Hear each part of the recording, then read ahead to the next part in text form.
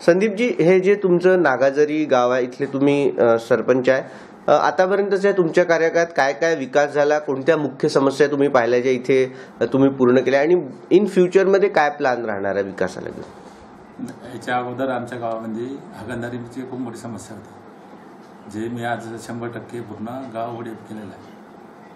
आणि नंतर रोडची समस्या होती, नाल्याची खूप समस्या आहे.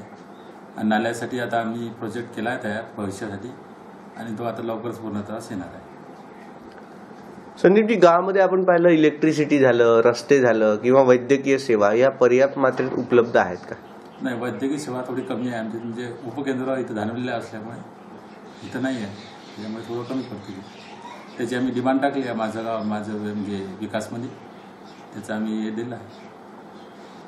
आणि रस्त्याचं पण नियोजन चालू आहे.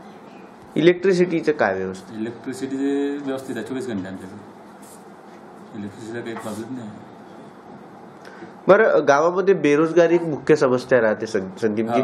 तर ग्रामपंचायतीमार्फत बेरोजगारांना रोजगार देण्यामार्फत काही प्लॅन आहे का? हो, रोजगार हमीचे आम्ही भरपूर कामं चालू केले. एक बांधण आम्ही केली 24 लाखाची, आणि आता दुसरी 16 लाखाची मंजूर आहे. आणि सोसगड्डे विहिरीजवळचे चालू आहे, म्हणजे रोजगार हमीची कामं भरपूर आहेत. गावामध्ये छोटे उद्योग धंदे जर आले तर किती फायदा होऊ शकते? हो, फायदा तर होईलच म्हणा, पण सध्या गाव छोटं असल्यामुळे उद्योगधंदे एकदम नाही आहे गावामध्ये. काय कारण काय वाटते न उद्योगधंदे येण्याचं, आणि काय शासनाचं लक्ष नाही असं वाटतं का तुम्हाला? शासनाचं म्हणजे कसं, आमचे गाव आहे तिन्ही गाव पडते एकदम शेवट पंचायत समितीपासून, त्याच्यामुळे थोडं दुर्लक्ष होते.